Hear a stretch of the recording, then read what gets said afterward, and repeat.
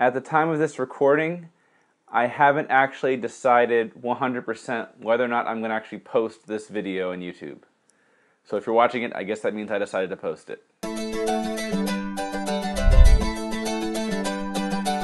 I just don't want to jinx it. That's kind of been my attitude towards this and a number of other issues with the Narnia films. Like, you know what, just don't even go there. Don't give the filmmakers any ideas. And I guess this all started with the Susan Caspian romance, which Narnia Web posted a rather funny April Fool's joke about.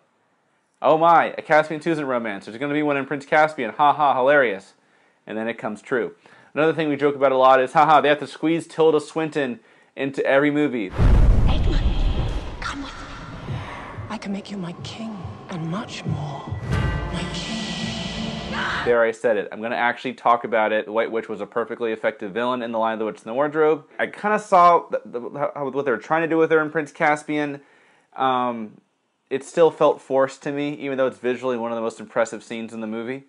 Dawn Treader, it's totally just shoehorned in there. That's because they thought, oh, there's a way we could have her appear here. Now, I haven't spent a ton of time on this channel complaining about the White Witch being in Dawn Treader, because Dawn Treader committed just much worse sins than that, I guess. But we still joke around about it. I've actually dared to make the joke, what if she was in every movie except for The Magician's Nephew, which is the only other movie she really should be in. Even The Last Battle, like, what if they did her instead of Tash or something like that? You know, they'd always endlessly find a way to squeeze her in. And that brings us to The Silver Chair, the movie that's in development right now. Maybe one of the reasons I feel a little extra paranoid about this is I feel like I can already hear the justification in my head. The audio commentary, the behind-the-scenes thing, whatever, the director or whoever, quoting that part of the book where one of the owls, the Parliament of Owls, says that they fear that the Lady of the Green Kirtle might be one of the same crew as the White Witch. It's never made clear exactly why the owls suspected that, or what it would mean even if they were right. Obviously, they can't be expected to have any knowledge of Charn, but are they essentially saying, though, if they were right, that maybe she also came from Charn? There's no reason to believe that could have happened. I don't see how it would. So that's why I think I'm a little extra worried about this with the Silver Chair. I can see them taking that one little thing and using it as justification. Now, why is this so bad? Well, number one, it's just dumb to keep on bringing her back. Okay, she was a fine villain. Move on with it. It's just silly to keep bringing her back again and again. It's starting to feel like a really dumb gimmick. I also think it really diminishes Aslan's power. This idea that Aslan tried to kill the White Witch at the end of Lion, the Witch, and the Wardrobe, be bit her face off and all that, and then she somehow managed to come back. I think it diminishes Aslan's power quite a bit. It is finished.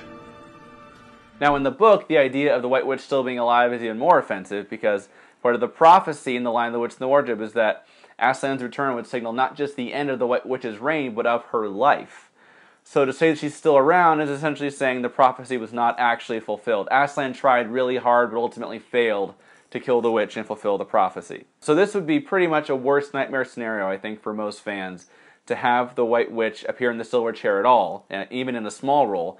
Having her in a big role might just be enough to make me boycott this film. You know, and you try to think about, like, what if they actually had her, it was the White Witch and the Lady of the Green Kirtle joining forces, you know, or something stupid like that. Or what if they try to keep it small and at the end of the movie have this a little 5-second thing where they say, oh, actually, it was the White Witch behind this, and just kind of imply it or whatever. No, don't even do that. Please, she was a fine villain.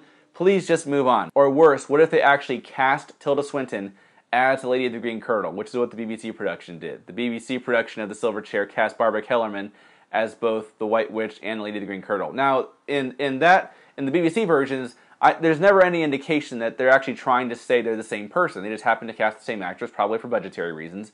In fact, I think they're probably hoping nobody would notice they cast the same actress. But that would be a dark, dark day. If you're finding out that Tilda Swinton is going to be playing the Lady of the Green Kirtle. Now, this is really something I have just not dared to talk about because of how awful it would be, and I don't want to jinx it. I guess it felt good to kind of get that on the record, get it off my chest, even though it's sort of opening old wounds. I remember very clearly being on the set of Prince Caspian in Prague, and they were showing us around and showing us concept art, and I saw a drawing of the White Witch on the wall. And I just stared at it for probably a good 5 seconds, like trying to decide, is that what I think it is? Yeah, that looks like the White Witch. And then I think I kind of processed it for several seconds, and then asked them, why is there a drawing of the White Witch over there? And I was told, oh, she comes back, and then that person was cut off. Like, no, like, don't reveal that. And I was kind of in denial about it for a long time. I was hoping maybe it'll just be a quick little reference or something. And I remember seeing her in the trailer for Prince Caspian. I actually recorded myself watching the trailer, and it hurt so bad. It was like discovering it all over again. The witch. No! No! No! They actually show her in the trailer. That makes it seem like she's going to have a huge role, and she didn't have a huge role, but it still felt kind of shoehorned in. And then finding out that she was going to be in Dawn Treader again, at that point it just kind of got funny. That was clearly an indicator that, wow, Dawn Treader doesn't seem like, how could it be on the right track if this is happening, is what it felt like. So in closing, just want to address the filmmakers directly. If by some chance somebody with any influence at all over this production from the Mark Gordon Company, the C.S. Lewis Estate, whatever is watching this, please do not put Tilda Swinton in the silver chair. To me, that would be a clear indicator that you're just trying to cash in on this. My confidence in the movie would dramatically decrease. These books mean a lot to me, and to me, casting Tilda Swinton in this movie would be an early indicator that they're on the wrong track. So I really hope they don't do that. I don't think they will, but I just wanted to get that on the record.